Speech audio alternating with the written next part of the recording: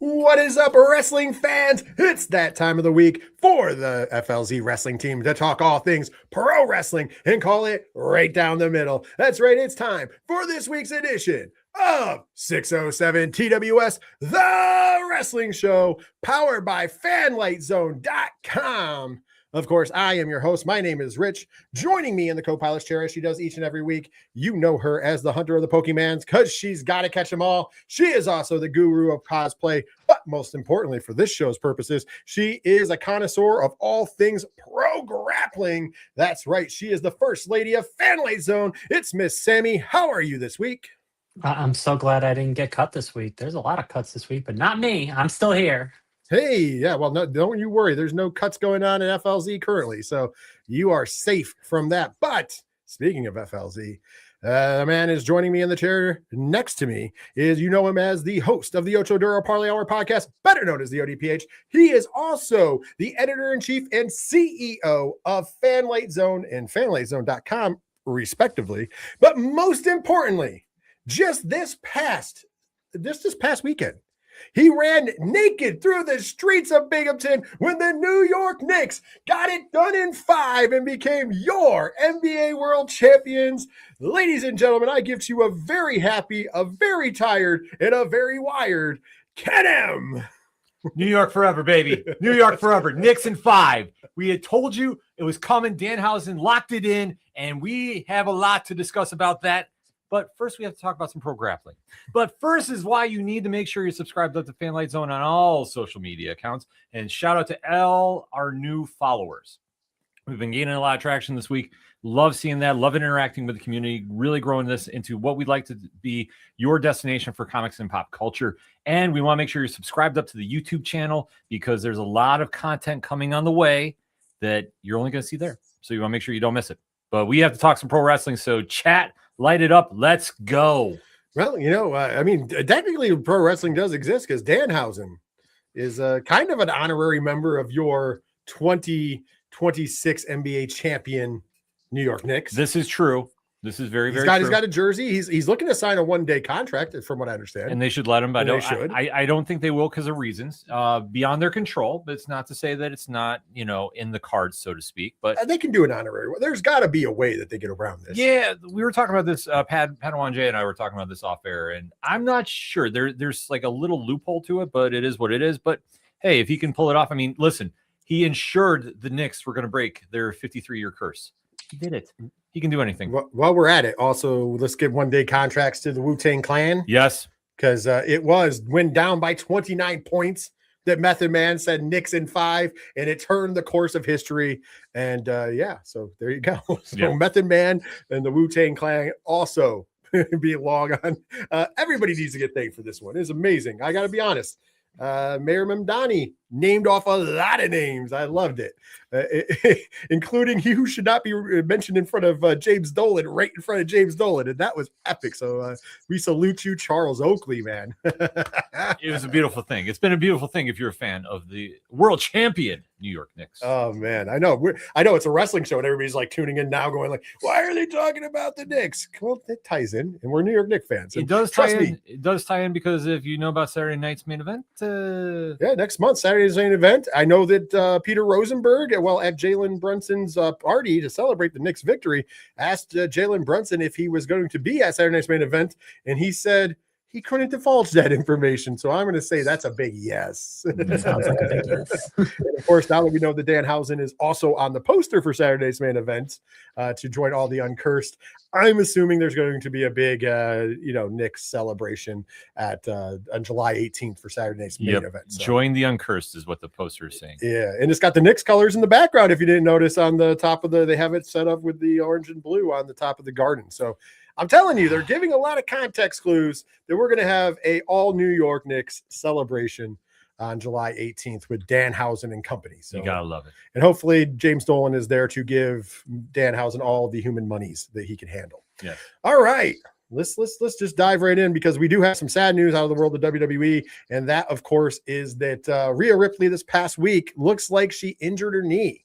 Word is going around. It's been reported kind of wide at this point in juncture. I think Fightful Select for actually giving like the nitty gritty. Nobody knows exactly how bad or how much this is. Right now, they're kind of slow playing it, if you will, but it has been noted that she has been pulled from some matches, including advertisements for Night of Champions over there in Saudi Arabia, where she's been replaced on the graphic by Tiffany Stratton.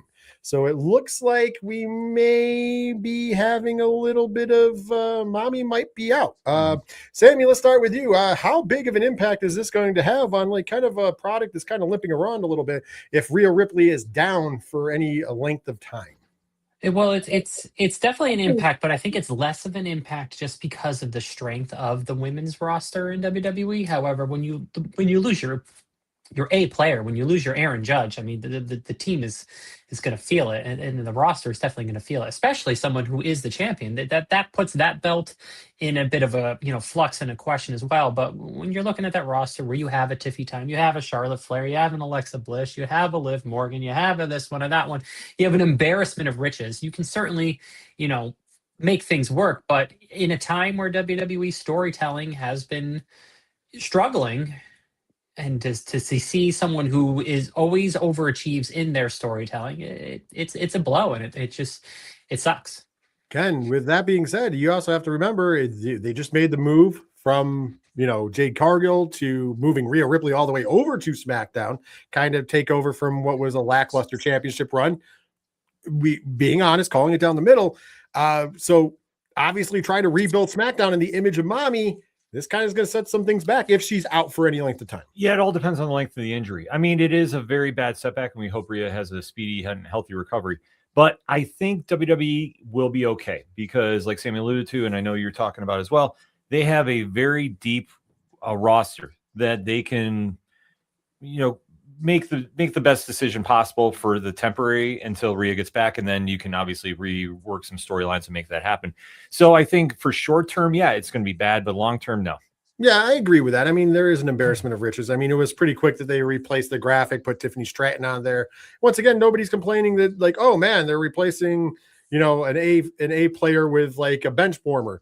That's not the case. Tiffany Stratton is still very much over. So once again, that speaks to that embarrassment of riches. You can plug and play a lot of people, whether it's Tiffany, whether it's Charlotte Flair, Alexa Bliss. SmackDown alone, Jade Cargill coming out of the feud with Rhea Ripley, I think is hotter than she's been in a long time. And I don't know if it was the matches with mommy that kind of catapulted her, as we've all complimented them being some of her best work period overall, not just in WWE, but in her entire wrestling career. So it's kind of re-sparked some things there as well. So you have a little bit of things going on. Obviously, they have a deep bench, a deep roster. You could move a Becky Lynch over. You could move somebody up from NXT. There's just a lot of like room and everything going on. And we know that Tatum Paxley is obviously moving up to the main roster as well. So like there's a lot of moving parts where you can just take advantage of all of this. So, this past week, though, I got to be honest with you. I most of it was spent watching our world champion New York Knicks. Yes. I lost my voice. I may have shed some tears. I may have spent a lot of money on Fanatics, even though I kept crashing 1.5 million times. All of these things may be true, and that's fine. One of the things I got to say is that like there was, I don't know if it was just me not, being so enthralled with the Knicks and being overglown. And this is where I'm going to go to you, Sammy, first. But I don't know. There was nothing that really happened this week in WWE that made me go, like, as far as television programming, wrestling wise, that made me go, oh yeah, that's worth talking about. Sammy, did I miss something because the Knicks just clouded everything? No, no. And I mean, if you're into the bloodline, yep, there was more of that on Monday Night Raw. Sure. If you're into that, the Danhausen was on Monday Night Raw. So maybe he's done with working with the Miz on SmackDown. Maybe he's moving over there. Maybe not. I mean, he's the kind of character that can go back and forth. So like whatever. Yeah, it's. I mean, WWE is humming along, but at this point, not as many people are invested in the bloodline. What are we at? 2.0, 3.0, whatever point. I think we're at like 5.0 at least. Yeah, Liv Morgan's still not really doing much with her title reign. The tag team titles, I don't even know where those are at anymore. They're kind of just missing in action because revision. You I know? was just trying. I literally forgot. I had to ask Ken who they were. Yeah. Yep. Who did the SmackDown ones? Oh, look at that. We're all stumped. We do a wrestling show and we're all stumped. That tells you all you need to know, right? Does that not tell you the state of their tag team division? When I literally am like, hey, who is the SmackDown tag team champions? And we all go, I don't know.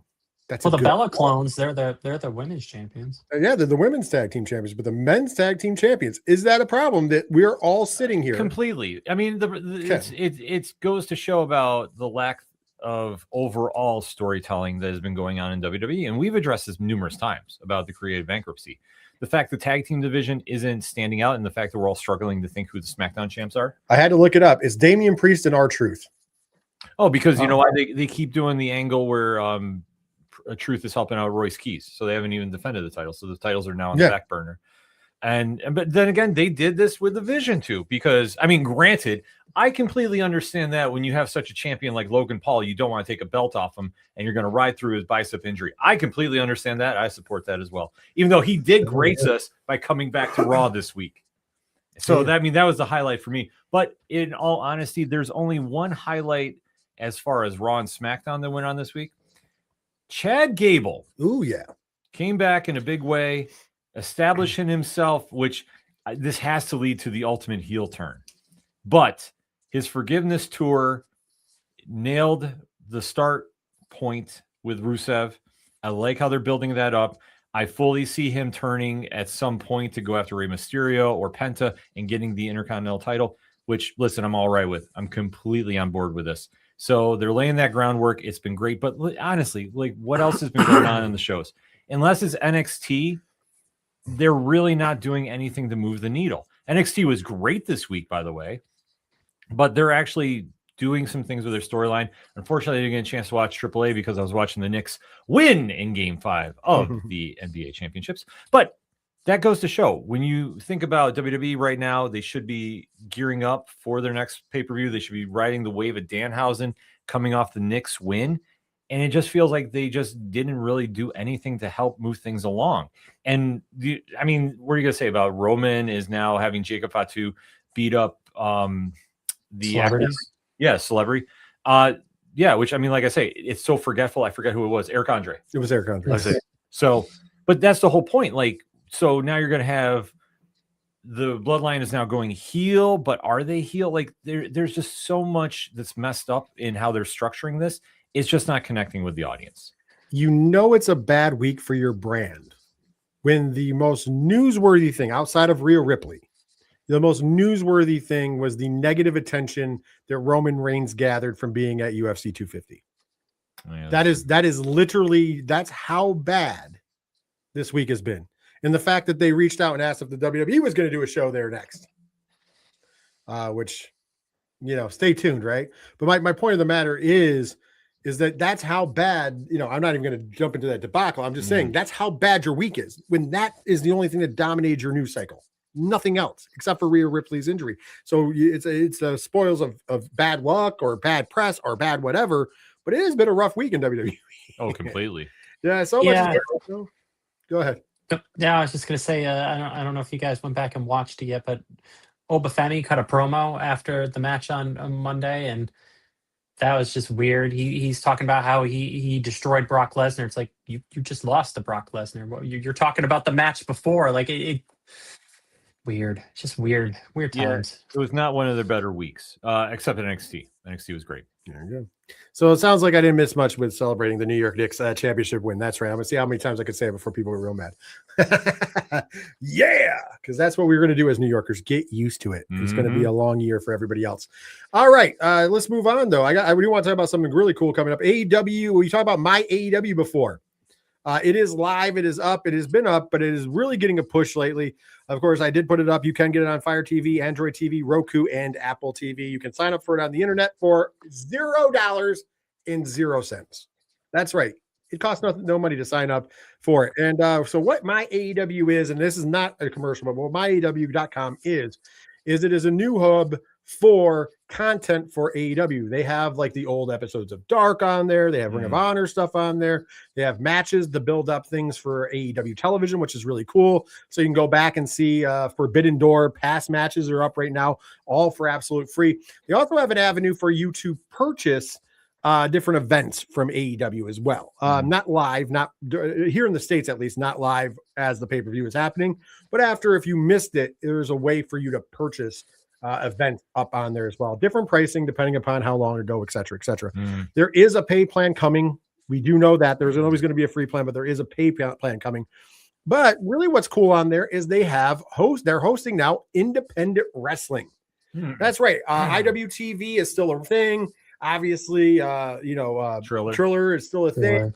And YouTube has gotten a lot more steam lately, as a lot of wrestling companies have gone back to YouTube now that YouTube has loosened up some of the rules, because there was a time, because of wrestling being a violent sport, if you will, that they were very strict on what could and could not get monetized. So it really did not make its purposes. And so for pro wrestling, they have loosened on it a little bit. And that's good news for a lot of companies who might not be able to afford big, expensive production teams. And it's also good news for our good friend Johnny Moose, who is now doing a production team outside of his stuff in Excite. So congratulations to Johnny Moose and all that. But absolutely, maybe Johnny Moose and Excite Wrestling and everybody should kind of get on the ground floor of this, because there is wrestling promotions that are now showing their events on MyAEW.com. Just this week, they added Warrior Wrestling, which is a big one here, Create-A Pro, and Wrestle Pro. Interesting. This is added to already on the platform Limitless, 1FW, C4, and Produce. All of those were already there, and we've added three more of bigger indies, if you ask me. Kind of being like me and being a huge indie fan. Is this a great avenue for independent wrestling now that AEW, and mind you, it is a free site? Absolutely. The more you can get eyes on your product, especially on an indie product, it's a win. And the fact they're doing this with a free subscription right now, like, promoters should be running to get on this. I mean, I don't know if there's a cutoff or criteria for it. I'm not that deep in this, but if I have the chance to get my promotion on with a platform like AEW, yeah, it's smart business to do. And right now, I mean, we always talk about the indies. You talk about WWE being creatively bankrupt. The indies have always been solid. And right now, they're really going to be picking up steam going into the summer. I will say this, Tony Khan, if you want to have to talk more about MyAEW, I'm more than welcome to put this over, because I think this is really cool stuff. Sammy, what are your thoughts on this independent wrestling going over to MyAEW.com? It's definitely a huge win for the fans. We talked about a lot over the last 2 years, some of the inroads that WWE has made into the independent circuit. In AEW, their home is the independent circuit. That's the style of wrestling they mostly do, is that independent style of wrestling. And they brought that into the mainstream and onto a mainstream platform to promote it. But that's at its core, that's kind of what AEW is. So to be able to be associated with AEW, we know the talent at AEW. Many of them go and work independent. So I think this is a huge win for the fans and a huge win for independent wrestling. Being on YouTube is a great step, but finding a place where you can kind of a one-stop shop is always a great opportunity. Another thing they're doing over at MyAEW.com currently is they are also putting up pay-per-views. I mentioned you could buy previous events from AEW, which you can, but they're also producing other ones, because it is listed right now that CMLL presents NJPW Fantastica Mania Mexico 2026 will be live on the platform for a pay-per-view charge. It is $9.99 to be fair, but that's $9.99. We were wondering what was happening with as the New Japan deal has gone down. As most people know, New Japan is now owned by a new company, or actually being in the process of moving to the new company, I should say. And they're removed the AEW stuff off of their site. And we're like, oh, what's going on there? It appears that some of their stuff is actually going, not New Japan in particular, but some of their stuff that would have been transferred over with the AEW deal is now on MyAEW.com. So I think this is a big bucket of win here, because now you're getting their partners, CMLL, who don't have a big presence in the United States as far as television or exposure like that. And now you're giving them a big presence and exposure. I think this is a big bucket of win. Ken, what do you think about the future of possibly having pay-per-views from a CMLL, from a New Japan, from, maybe even some of these other independent companies, the bigger ones, the big things, and in brokering them on your own platform? More eyes on the prize, to reiterate. I mean, that's the whole thing, to grow your brands. And especially right now, this is the prime time to do it. If you can expand into a new market, whether it's with YouTube or whether it's AEW streaming, like however you can do it, do it. Like there is no time like the present. Sammy, any final thoughts about pay-per-views over on MyAEW.com? Well, it's certainly a huge win for the fans, but it does obviously must put a lot of pressure on the Trillers of the world and such. And there's been comments over the years regarding their platform and their partners and such. But at the end of the day, the fans just want to be able to see this. So if Tony Khan is able to be the one to make it happen, I'm all for it. Listen, Triller has always done right by me as a consumer. I have no business, with them. There's no sponsorships or anything. I have heard, and I'm not here to run down it. I've heard, we know that there was an exodus of companies that left Triller to go back to YouTube specifically, mostly, and in some other cases. I don't know the business. I don't know what theirs. We only know what rumor and innuendo is, so I'm not going to run it down. But I mean, you have a lot of places, and I mean, we're going to talk about a man who owns a company who just is no longer involved with the company he was with in a minute. I know I'm dancing in circles because I don't want to give it up too early. That company used to be on Triller, is no longer on Triller, it's back on YouTube. That would be a good landing spot for them. Yeah. It would also be a good landing spot for him as far as back in the backstage stuff. But we're going to talk about that in a minute because I do want to mention, we did bring up WWE, and much like WWE, I did keep a little bit of an eye on AEW, just like I did on WWE, but there was some happenings. And there's two that I want to bring up to kind of table. And of course, I think the big story here is that promo from Swerve Strickland and Will Ospreay. Because listen, I love Swerve, a motivated Swerve Strickland. Yeah. There might not be better on the mic in the ring when it's time to go, quite honestly. And Will Ospreay has gotten a lot better on the mic, and he's really good in the ring, as we know. And to see them go out there, and I don't think that some people, I know I did hear some people think that Will got buried by Swerve. No. I don't think that happened. I think what happened was Swerve went out there, and you know what? He cut the quote unquote smart promo. He said, all of the internet fans, all of the pundits, everybody has the fact that you're just going on and you're going to get your dream and you're going to main event Wembley and you're going to win the world title there. They think I'm just going to lay down and let you do that. Guess what? It's not going to happen. You're going to be in the ring with the most violent man in all of AEW and possibly all of professional wrestling. And if I have the opportunity to take you out for good, I will take you out for good. It got very personal. Loved every minute. Of course, I paraphrased that, but Sammy, I know you had to have seen it. What did you think about this monumental promo with Swerve and Will Ospreay? Are you more excited for Forbidden Door? Because I found myself, hey, listen, it's a formality. I know it's going to be a great match, but now I'm like, oh man, I want to see this. We've talked about this. I have met Swerve. Swerve has an aura, and this was just his aura shining through. He is a phenomenal talent, phenomenal on the mic, phenomenal in the ring, phenomenal at commanding a crowd, knowing the tone of not just the room that he's in, just the tone of wrestling in general, where he is in the story, where AEW or WWE or whatever. Because anytime he's interviewed, he's always a solid interview. Always, because he's just got a good pulse for life and his character and the characters around him. This was an amazing job. And it goes to show not only his hard work, but we've put this over on other members of the AEW roster as well. There are a lot of times where we go into matches and it's like, yeah, so-and-so is going to win, but I actually can make a really strong case and believe that the other side will win. Whereas we see across wrestling far too often, that is not the case. You get these matches and they're fun, but it's already like 99% guaranteed who the winner is going to be. And AEW's done a good job over the past about almost a year now of really making you feel like, you know what, I think Will's going to win or so-and-so's going to win, but I don't know. And they've done the Swerve a couple of times. Oh, well, absolutely. And like I said, I've said it before, I'll say it again. I had the pleasure when I was working in the professional wrestling business working with a young Swerve Strickland and getting to see him do what he, does. Super humble and is super great, talented. Then he's gotten more talented.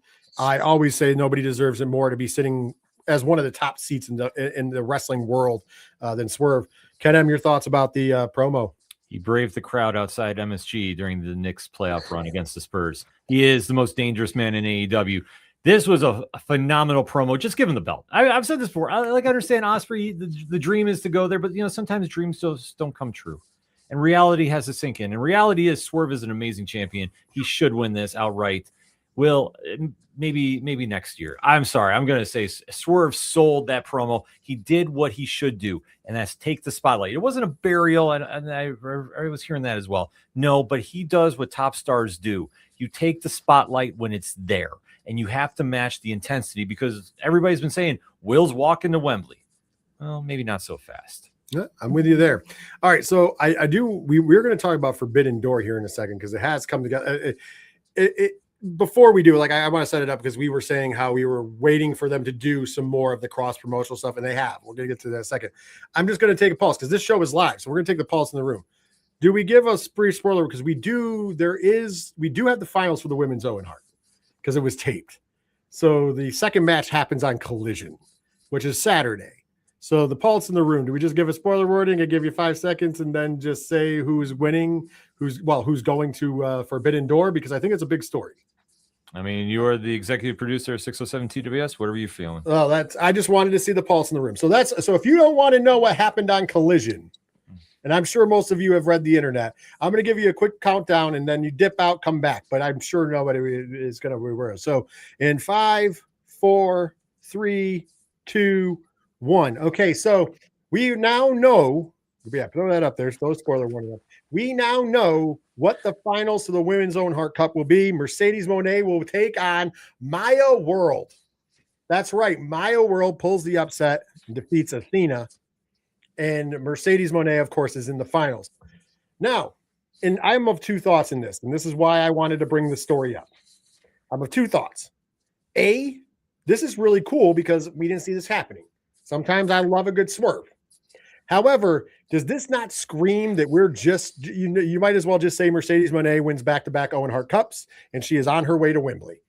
And mind you, I said that was the call.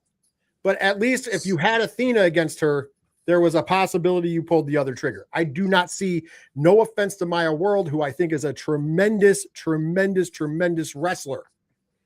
I just don't see them having her headline Wembley against Tekla. Am I wrong? Is this one of the, I really feel like this is one of those telegraph moments and I want to go to you first, Sammy, because you're famous for saying it. It's like they just took all the surprise out of the room.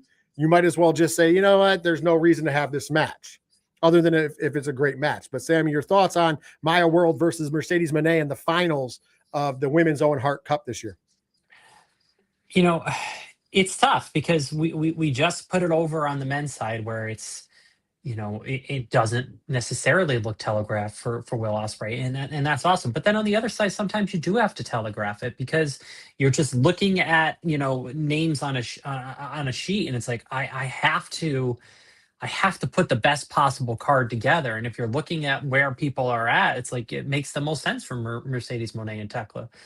It's a weird balancing act that this isn't just a wrestling thing. This is like an everywhere thing. It's a weird balancing act of trying to make that all fit. And yeah, so now we're Collision. So whatever, right? Even there, that's don't get me wrong. The wrestling on Collision's been fantastic, but are people really watching that stuff? No, not really.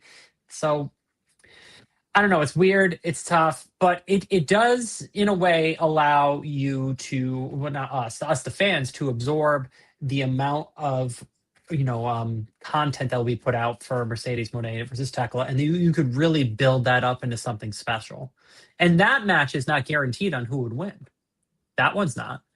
True. You could, because Tekla is going into that. She's the heel, but she's not the heel because she's going to be the hometown crowd, and Mercedes, she's not really a face either. So it does put an interesting dynamic on things. I mean, not quite hometown. And Tekla is from Austria, but still, I mean, European Union. Let's go. Ken M. Your thoughts on Maya World versus Mercedes Moné as the finals of the Women's Own Heart? The only way this makes sense, and hear me out, is if Maya wins but is injured and can't make it to Wembley. Because otherwise you just telegraph this. And this, listen, we call it down the middle. If this is the case, then the powers that be misjudged the booking. because you shouldn't tip your hand that badly, because that now makes that match a Forbidden Door irrelevant. And it's sad because I agree with Maya's a great talent and she's really coming into being a superstar on her own. So that's why I say, unless you have her pull off the upset and then you somehow derail that going to Wembley, let's say Tekla takes her out, says, I don't want to face you, and you can build up something beforehand. Okay, then you can plug in Mercedes, like Mercedes makes the save or just something like that. Then that makes sense. But otherwise, to derail Athena, which what are we doing here? I'm sorry. Like, she's the forever champion in ROH, but she should be on the AEW main roster long time ago. Should have had a long title reign, in my opinion. The fact we're not doing this, and I swear it's nothing against Maya, but it just doesn't make any sense unless you're going to do that angle, and then that'll get the internet talking, and rightfully so, because it's a major upset. But if you pull a swerve to get Monet versus Tekla for AEW, for All In, then it makes sense. Otherwise, it makes no sense whatsoever. Like I said, I'm of two minds because I do think this is a great opportunity in getting putting over Maya World. Mm-hmm. So I do not want to say that. I think she's a very talented wrestler. I think that she deserves this spotlight. Don't want nothing against that. Yes. But I do think you're telegraphing something. However, there is some workarounds. I'm glad you said that. You could do some real screw jobby thing and a Maya World win and then kind of get screwed out of it. Or we don't really know the time frame once again on Willow Nightingale, who would have been the person who we all assumed was going to win the Owen and go on to All In. Mm-hmm. What if Willow is going to be able to make some kind of a comeback? And the reason why is you have Mercedes go over, and then Willow comes back sometime between now and then and says, hey, it's nice that you won, but you took my spot in the tournament. So now you have to beat me because I deserve to win. Because logic would have betrayed that I've beaten you twice and for a title. And not only have I beaten you twice and for a title, but you wouldn't have been in the tournament. So I would have been in your spot. So I should have won. Mm-hmm. I know it's a lot, but it makes sense. And then you could have something interesting there. But I don't know if that's on the cards because once again, I don't think she's coming back so soon. So I think that you're kind of, we got to the match we needed to. I just don't like the fact that we're doing it by just being like, oh, like you said, the Forbidden Door match may be phenomenal. I do believe it's going to be a good match.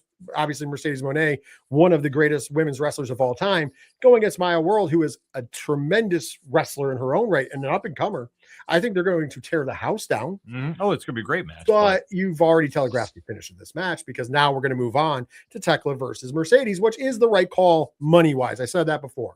On the marquee, if you can't put Willow there, mm-hmm.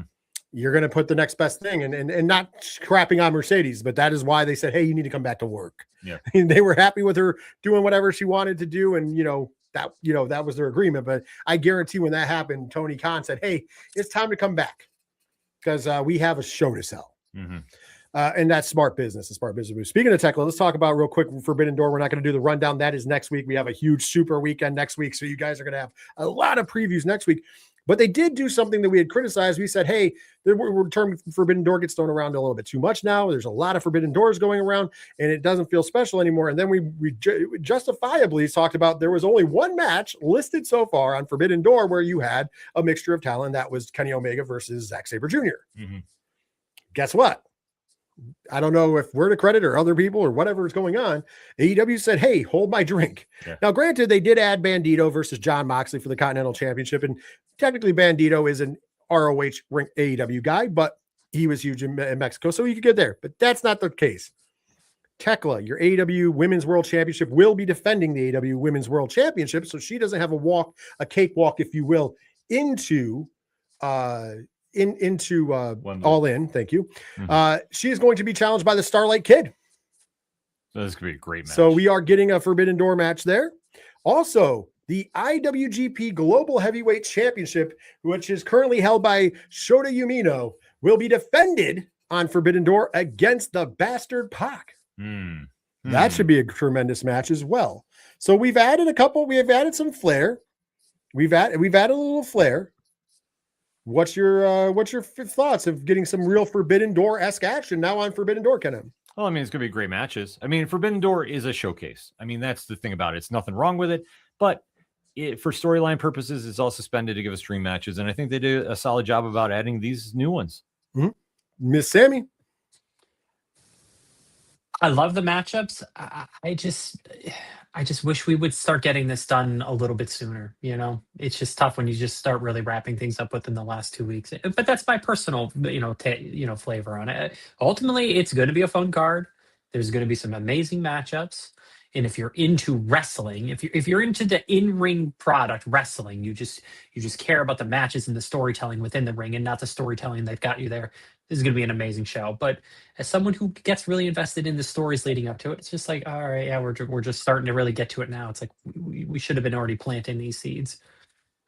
Well, we're going to head on here, and I'm going to tell you, if this is as a show where we've been reached out with many times where people get excited when we talk not just about AEW and WWE, even though they do dominate the market, especially here in the US. There is another company that people do applaud us for talking about. However, this week, I wouldn't say they're in the news for all the bad reasons, but not great reasons, as there has been some releases from Total Nonstop Wrestling. By the way, or Total Nonstop Action Wrestling, TNA Wrestling. I have to say it two different ways. By the way, everybody's noticing Mike Santana. We'll get to him in a minute because he still works there. He still works there. But give me a second. He is the linchpin in the second part of this conversation. There's because people are going to be wait a minute. They released the world champion? No. Give us a second. We'll unpackage it. So this past week, we've had some releases. Now, by the way, some of these releases were made on the side of TNA or just not re-signs or renewals. And some of them were asked for, i.e. Steve Macklin asked for his release. He had some really choice words for Carlos Silva as well that were on live television. Tessa Blanchard, Sami Callihan, Myla Grace, Danny Luna, and Tommy Dreamer was the surprise one. Both, by the way, both Sami Callihan and Tommy Dreamer were working backstage capacity because obviously Sami hasn't been wrestling recently. He was the one I alluded to earlier because he is the owner of Pro Wrestling Revolver, and it would be a great place to take Pro Wrestling Revolver to MyAEW.com. That was the group that left Triller and is now on YouTube again. Which, if you have not checked out Pro Wrestling Revolver, you're missing something. Amazing. It's great show, great company. But anyway, so Blanchard, Callahan, Dreamer, Macklin, Grace, Luna, they're all exiting the door. Surprise, not surprise. What's the temp in the room? What do you think this means for TNA? We'll start with you, Ken M. This is not good for TNA. I will say, in my opinion, ever since they got that TV deal, things have been rocky at best. And I don't know if it's like they finally got to the dance and forgot how to move, but there has just been, I don't want to say controversy, but missteps left and right. And with the releases here, the Macklin situation is kind of wild because, I mean, they just had the gimmick. Well, yeah, I mean, that to put it mildly, because you did it in storyline with the Feast or Fired, and he was gone. And then he comes back, and then that happens. Mm-hmm. So that's very puzzling. The Tessa thing, I'm not super surprised at. It is what it is. Once again, to be fair to Tessa Blanchard, and Dog will appreciate me being fair. I mean, since she's returned in a bigger way, she has been a model citizen. Oh no, I'll grant you that. I'm not saying that you forgive all the stuff in the past, but 100%. At the same point in juncture, she has gone out of the way to make amends. So you have to be like, I don't think that's the reason she's gone. Right. No, but where I'm going with that is, sorry, she didn't come back, and she's not the top star in that women's division, which was weird to me. Right, but that's why I say, so her leaving, I'm not surprised at, because she's not where she was. You know, it's like you try coming home again, and it just doesn't work. You know, after you've been away and you move to different cities. That's what happened with Tessa. So that's why I say I'm not surprised of that one. The Sami Callihan is absolutely astonishing to me. For one of the most creative minds in the business, and he's been working backstage with a lot of those angles, to just kind of let him go. And I mean, I saw what he said on Twitter, not repeating it, but it's astounding to me to let a mind like him go. And especially with the backstage work of what got you to your TV deal. I mean, the same could be said with Tommy Dreamer, but like you take away that core from your backstage, creative group, that's a big hole to fill. And I mean, who's next up? Who's going to have to do it? Because we're going to see immediate results going into Slammiversary. Mm-hmm. So this is going to be a real test for TNA to overcome. Can they? I hope so. Realistically, I don't know. Before I switch it over, just to add some context, because we're not going to go into full tweets or anything like that. Basically, because of the timeline of this, Tommy Dreamer was released, let go, however you want to term it. He made the announcement on Busted Open, where he's one of the hosts. And so then when Sami Callihan was released, Sami Callahan's tweet alluded, I'm going with the nicer parts of it, but it alluded that he thought he was getting a call to be offered Dreamer's role as the head of talent, the head of creative, whatever.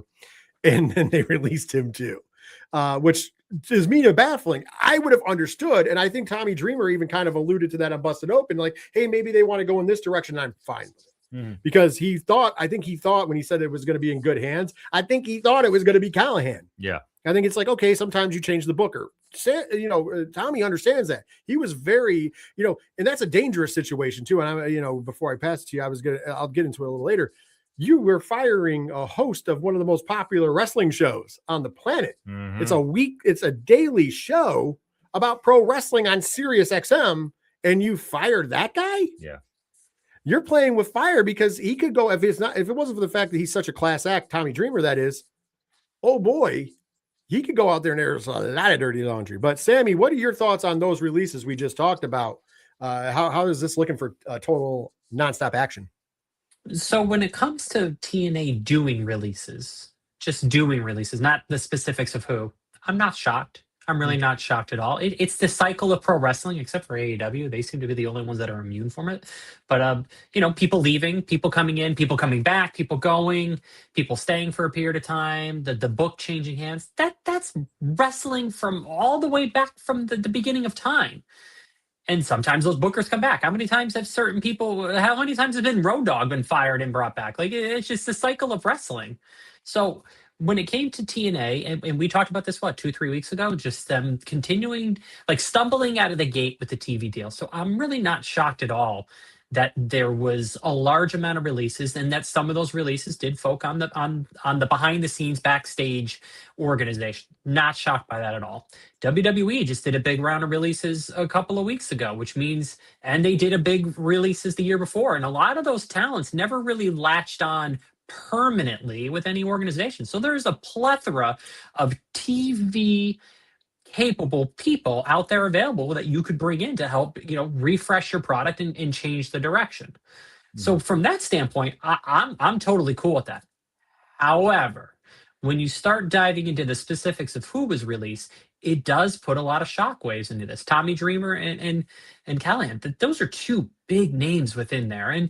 And like you said, changing the book over, I get that, but that's tough. That's tough. And who do you bring in?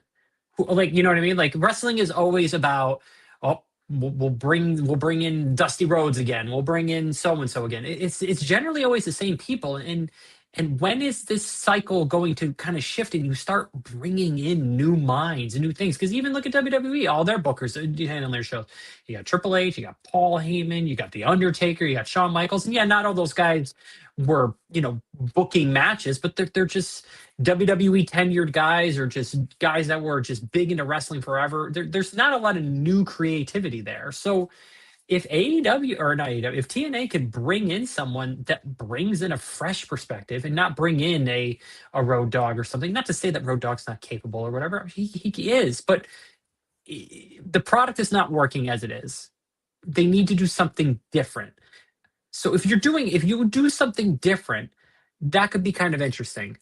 But if the different doesn't work, everyone's going to look at this and they're going to blame this. But those guys aren't really succeeding right now either. I think that's the part we have to remember. They're not succeeding right now either.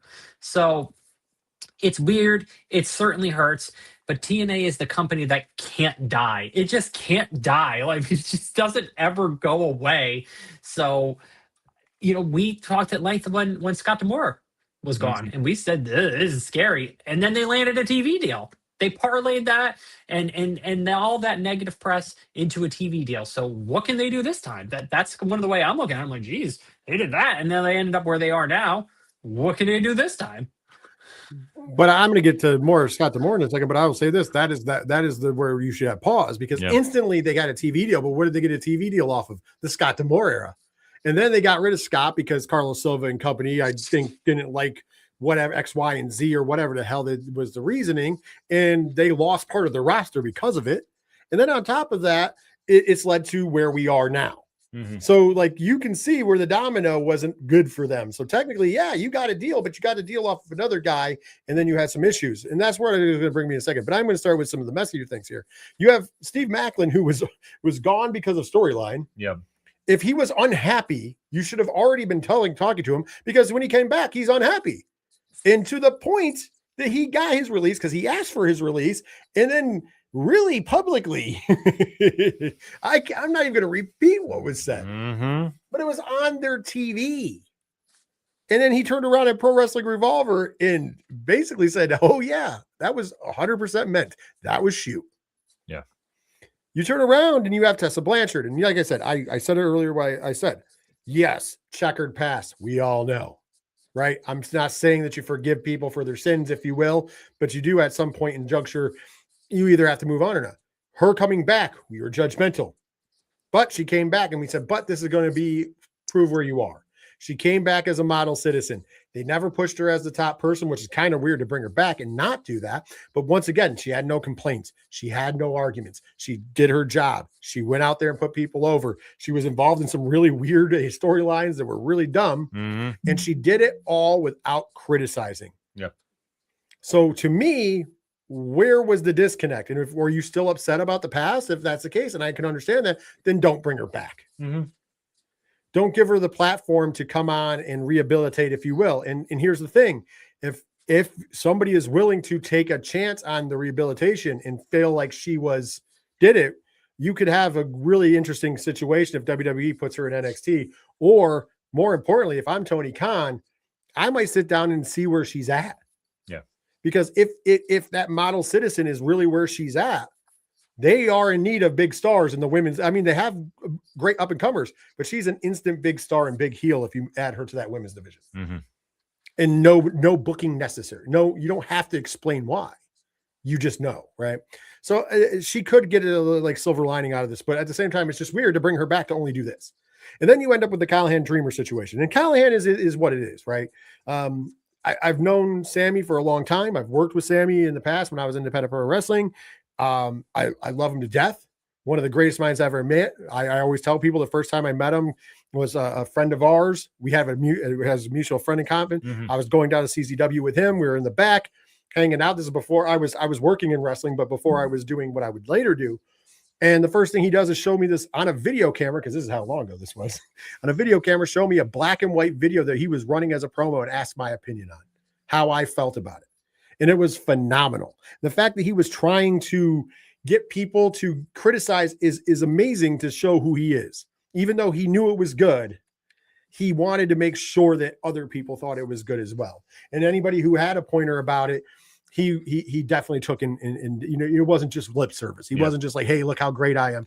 It was literally, and that's the kind of mind you're dealing with in pro wrestling with Sami Callihan. And so is there restrictions on that mind when you're part of a machine? Sure, yes, sure. Absolutely. We'll never get to see where he would gone with the book, because obviously they got rid of him. Right. And the Tommy Dreamer thing is the big puzzle to me, because let alone what I said earlier, Tommy Dreamer has been the heart and soul of TNA wrestling for probably the last decade. Behind the scenes, on air, on behind the scenes, people love him. When Scott D'Amore got fired, the reason more people didn't leave and they were open about it was because Dreamer was there. Now he's gone. So now anybody else who's discontent, who just saw their friends get a release, what do you think is going to happen? You think they're going to show up to work? Or you think they're going to take the Steve Macklin route? Because it works. It sets a bad precedent. There's a lot of bad business here that has to be studied. Carlos Silva proved that he did bad business when he did the whole thing with the AEW or the AEW situation, pulling Nick Nemeth from a match against MJF because he thought that they were slighted because AEW moved a show to Thursday night, a collision to Thursday night, when it was because they were preempted by hockey playoffs. And he didn't understand that, even though he's the runner, he runs a company that's a Canadian company where hockey is God up there. But he didn't understand that it wasn't AEW's call to move collision to Thursday. It was the fact that the station said, hey, we got hockey playoffs. We paid a lot of money for those playoffs. You're moving your show. Period. There wasn't an ask. It was a demand. Okay. And that was what he was mad about. And I'll say this, in a moment of being gracious, in a shoot moment, if you will, MJF kind of gave him a little bit of a pass on Ariel Helwani's show. A little bit. When he could have continued to bury him because MJF was never wrong. And mind you, we're not talking about Tony Khan, who Tony Khan, I think, once again, we talked to, has become very professional, never mentioned it. He you know what? All things aside, if I have MJF answering for me, I'm good too. Yes. All right. So we're good. But my point of the matter is this is one of those business situations where Carlos Silva, I don't know. I think that he got into the WWT a little bit. And he thinks that things are a little better than they are, to the point that where I said the linchpin, and we're finally going to talk about it, is Mike Santana's contract is up at the end of this month. That's right. June, not July, not August. It is up at the end of June. He has a match at Slammiversary against Nick Nemeth for the TNA World Championship. And I will bet you $1 million that he drops that title, because it is well known that WWE wants him under contract, and that was his goal the whole time. When he left AEW, his goal was WWE. TNA helped him elevate himself to prove that he could run with the ball, and now he will be going to World Wrestling Entertainment. Mark my words. How smart is this deal working out for you when we talk about AEW, and I know we talked in the past, well, the WWE, this deal has worked out. Long term, though, how has it worked out? Every big star from TNA is now in World Wrestling Entertainment. Joe Hendry, Jordan Grace, soon to be Mike Santana. Every major star that was selling tickets for that company is in WWE. So guess what? Just like AEW has rated the talent of New Japan and rated the talent of TNA in the past, guess what? WWE did it. They just did it with more of a smile on their face and allowed them to test their talent in their audience pool. Think about it. Everybody I mentioned, and there's more. Ethan Page comes to mind as well, even though he was an AEW, but he's a former TNA guy. Everybody in that talent pool that was in that talent pool did appearances on WWE TV, and they got to garner their reaction. Yeah. Joe Hendry was featured heavily before coming over. Jordan Grace was featured heavily before coming over. Guess who's been on NXT and then WWE TV lately? Mike Santana. They got to do test marketing while having a deal. Genius move by WWE. Stupid business move by TNA. And granted, you would argue without WWE, they don't get the TV deal. So it is give and take. But I don't know. And so my question to you in this, in the linchpin, what are your thoughts? Is Mike Santana, like I said, gone to WWE? This is all a formality, or what's going on here? Go ahead, Sammy, you're up first. I would say it's at this point, it's a formality, and I don't blame him. I don't blame WWE, and I don't even blame TNA. TNA has, been that type of feeder system indirectly for years now. They haven't been the number 2 company in America since before AEW, and even then, at times, you could even question if they ever really were, going back even further than that. So they've been a feeder. At the end of the day, there's a lot of opportunity in the wrestling sphere. There are plenty of people on the independents that have name brand TV time, and that maybe they finally make the move to TNA to get back on TV and to get back into WWE's, viewing point again. And maybe they'll make the leap in 2 years, 3 years. And that's the cycle that TNA is going to always live in. They're always going to live in that. Ken, I will say this before I move it past it to you. I will say there was a time where they were number 2, but you got to remember number 2 is because there was no other competition, and it was not a close number 2; it was a distant number 2. I don't think they ever came as close as AEW has come in the past, and even coming now on the heels of WWE, in my opinion. Go ahead, Ken. They had half a Monday night show, and then that's the closest they've ever gotten. Listen, let's be honest, folks. Mike Santana's good as gone. But it's not a bad thing for TNA. Look, if you take a look at where they have been prior to this whole WWE working relationship they've had, they are leaps and bounds higher than they were then. They're on a national television cable station. Their programming is there. Now, are a lot of their stars leaving to go? Yeah, but they're still on TV. They've achieved the dream. And I think for them, they're leaps and bounds for where they were about 5 years ago, would you say? Or, before the Scott D'Amore era? Yes, but I think they're slipping back into old habits. Well, they're slipping, sure. But for where they are right now. Okay, yes. If we're being honest, yes. All right, yes. Yeah. If for right now, they're winning in their own way. Maybe it's analytics. I don't know.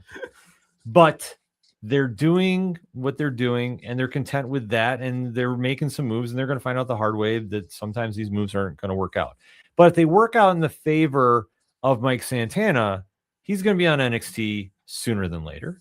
He could make the jump to the main roster. I wouldn't doubt it, but I would say let him go crazy in NXT for a little bit because of what NXT is now in that resurgence where they have brand new stars. He can jump in there. You trying to tell me him and Tony D'Angelo wouldn't be an amazing feud? Oh, it'd be amazing. Oh, yeah. I'm not saying it's going to be bad. No. But even with he's big, he's bad, he'll body slam your dad. Oh, Mason Rook. Well, yeah. Once again, though, I'm excited for Mike Santana. Absolutely, yeah. But that's what I say. You jump in there and you can have this new formation of the NXT pillars. Like we always say, there is that time when NXT, when they're firing, they always have their pillars right. Much like when AEW was trying to say they had their pillars. In this new era of NXT, Mike Santana will be a superstar. And then you just bring him on the main roster after Mania and then watch him go because he's that damn good. So I think in this situation, he's elevated to TNA. He's kind of maxed out what he can do there. It makes sense for him to move on. And then we'll see what happens with this new era of TNA because they have a lot to prove. Don't get me wrong. There's no hate on Mike Santana moving. I think that's a smart move for him. And I think they'd be dumb not to do it. Quite frankly, strike while the iron's hot. And I think you're right. I think the current NXT climate in WWE will favor Mike Santana and what he brings to the table all day. So there's no doubts there. I just think that it's going to hurt TNA a little more. And knowing this, making these moves or releases and stuff, knowing what's coming, because it's not like they don't know this is coming. This is not a secret.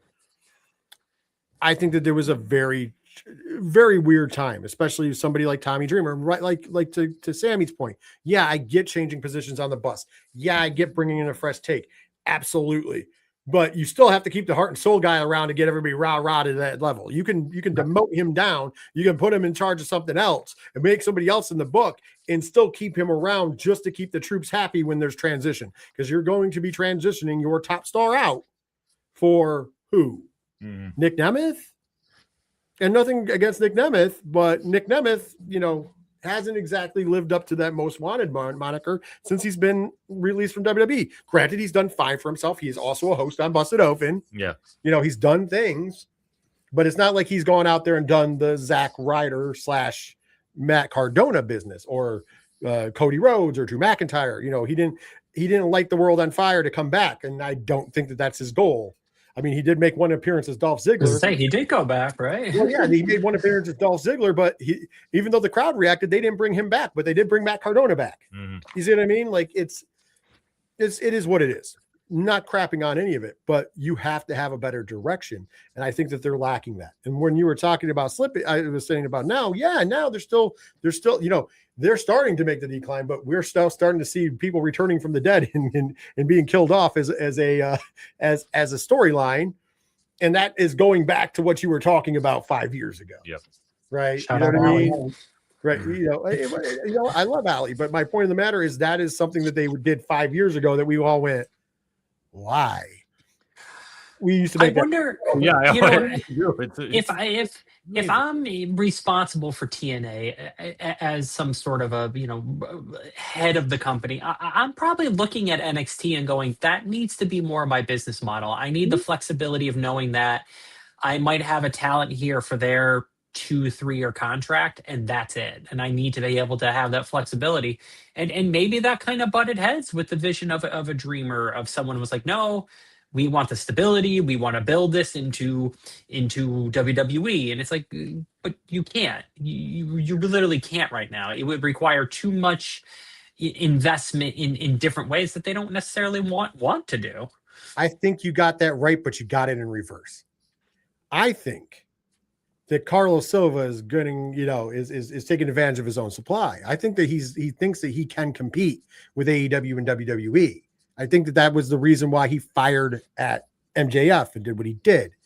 And Tommy Dreamer, you have to remember, was a guy who was there in the formation of NXT. He is happy being a feeder system. He is the perfect guy to have in there. And I think that he has navigated all of those people to WWE.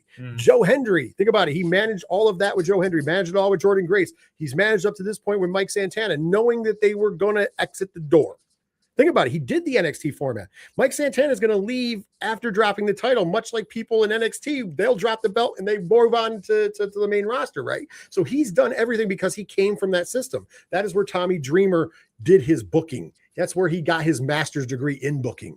So I think that you had it right, but I think you had it backwards. I think, honestly, from the moves he made, Carlos Silva thinks that he got this deal for television. I think that he thinks that he's the reason why TNA kind of made a resurgence. I think that he thinks that they're bigger than they are, and they really think that they're the number 2 company and really can overshine AEW, when the facts of the matter and the numbers and the analytics say no.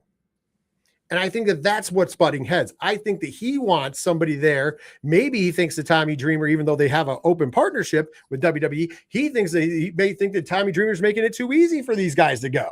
Yeah. I think that that's what's going on. Because think about it. All of this kind of stuff that started with the Steve Maclin business and everything else before the release, but what the discontent was around the time that he started firing back at AEW. When nobody was firing at them. AEW never took a shot. Like, that's the funny part. AEW not once took a shot at them. No, they didn't have to.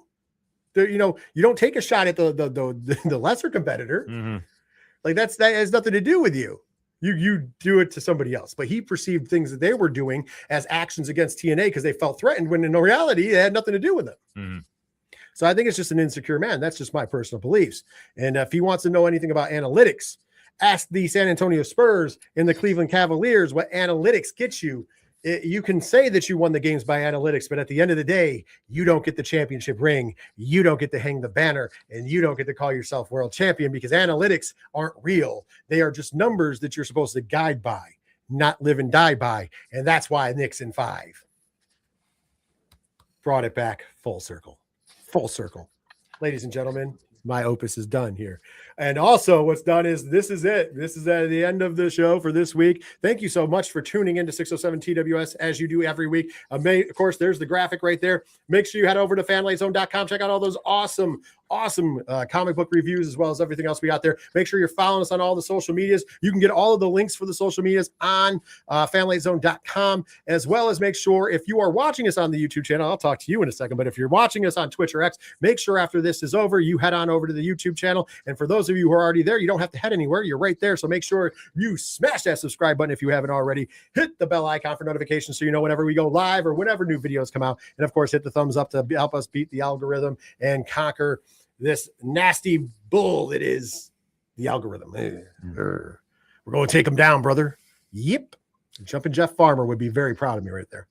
With that being said, though, we are here every Thursday night, 8 p.m. Eastern Standard Time, live talking pro wrestling. We hope you join us. And of course, we hope you join us next week, as it'll be the prelude to the Super Weekend. Wow. Because we have WWE Night of Champions. We have NXT's Great American Bash. We have TNA Slammiversary, and we have AEW Forbidden Door, all in the same weekend. By the way, 3 of them on the same day, which is Sunday. Yeah. But all in the same weekend. So wrestling fans, we eat in good next weekend, and we're going to preview all of those shows next week right here on 607 TWS Thursday night, 8 p.m. Eastern Standard Time, powered by fanlightZone.com. So for myself, for Miss Sammy, for Ken M, take care of yourselves, take care of each other, and most importantly, later wrestling fans.